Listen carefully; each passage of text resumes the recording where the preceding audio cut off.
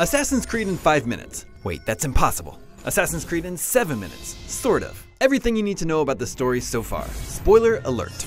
In 2012, Desmond Miles is an ordinary guy leading an ordinary life until he's kidnapped and brought to the headquarters of the mysterious Abstergo Industries. Inside the facility, Desmond is forced to use a machine called the Animus, which allows a person to access their genetic memories, reliving the lives of their ancestors. Turns out Abstergo is the modern-day face of the tyrannical Knights Templar, and Desmond is the descendant of a long line of assassins charged with fighting against the Templars and defending ideals of human free will. The Templars need Desmond's mind to access the past and find ancient artifacts known as Pieces of Eden. Their goal? To discover clues to the locations of the Pieces of Eden, which should finally allow them to achieve world harmony through subjugation. Using the Animus, the Templars sent Desmond's consciousness back to the 12th century.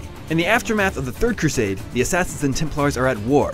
They clash over the city of Masyaf and a piece of Eden object known as an apple with the ability to control the minds of men. Desmond's assassin ancestor, Altair, is sent to obtain the apple in Solomon's tomb, but violates key tenets of the assassin order and fails his task. Disgraced, Altair is sent on a mission of redemption by his master, Al-Mualim, and is tasked with killing 9 corrupt individuals across the land. Altair eliminates his targets one by one, slowly realizing that they are all high-ranking Templar agents. Falling to Altair, Robert, the leader of the Knights Templars, confesses that there are actually 10 Templars in the know. The 10th is Al-Mualim himself, who, wanting control of the apple, tricked Altair into searching for it. Betrayed, Altair returns to Masyaf to discover that his fellow assassins have been enslaved. Al-Mualim uses the apple in an attempt to bring the known world under his control. Altair, immune to the apple's effects, confronts and kills his master. Altair retrieves the apple and is shown the location of 28 Pieces of Eden scattered around the world. This is the memory Abstergo is looking for. With his master dead, Altair assumes control of his Brotherhood of Assassins and starts a family while expanding the reach of his order. Returning to Masyaf after a long absence, Altair discovers his rival Abbas has seized control of the Assassin Order. Fueled by rage, Altair lashes out against Abbas with the apple, accidentally killing his wife. Crushed by his own aggression, Altair goes into exile.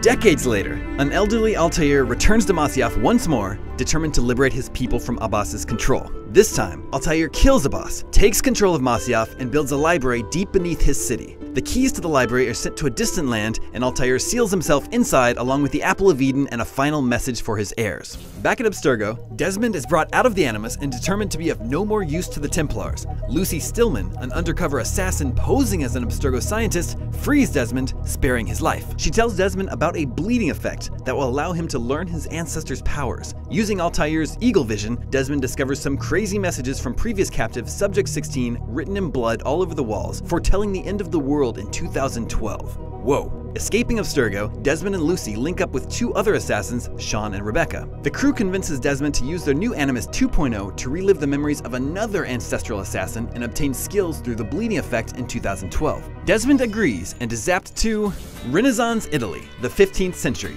home to assassin Ezio Auditore, a lover and a fighter. When Ezio's father and brothers are falsely accused of a crime and publicly executed, Ezio vows revenge. On his quest to vindicate his family, Ezio uncovers a Templar conspiracy involving the Vatican. With the help of his uncle Mario, Leonardo da Vinci, and Niccolo Machiavelli, Ezio identifies the conspirators, all linked to the wealthy Spanish Borgia family, and assassinates them one by one. During the resulting battles across Europe, Ezio acquires another Apple of Eden, crossing paths with Templar leader Rodrigo Borgia. Through some especially bloody political maneuvering, Rodrigo is declared Pope Alexander VI in an attempt to lead the Templars to a fabled vault hidden in Vatican City. Ezio and his allies discover Rodrigo controls a piece of Eden known as the Staff, which is pretty much just what it sounds like. Ezio then travels to Rome, fistfights the Pope, and takes the Staff. Using his apple and the Staff, Ezio enters the vault. His entry triggers a holographic recording from Minerva, a member of the first civilization, which was a far more advanced society that existed along with humans on Earth. Back then, some type of global catastrophe nearly wiped out all life on Earth. Minerva, speaking through Ezio's memories directly to Desmond, warns of another impending doom. Desmond and Ezio's minds are blown. Back in 2012, Desmond is yanked from the Animus by his allies who are forced to flee their safe house with the Templars hot on their heels. The new goal: find Ezio's Apple of Eden and more evidence of Minerva's prophecy. But where to look?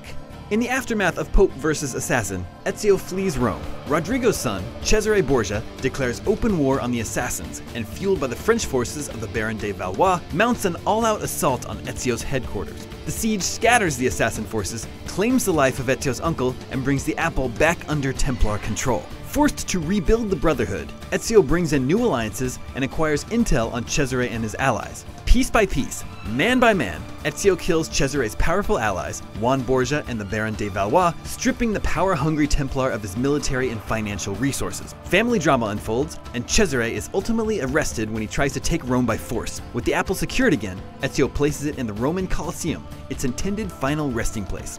Watching through the Animus, Desmond figures out where to go. He acquires the apple in a labyrinth beneath the Colosseum and receives another First Civilization message.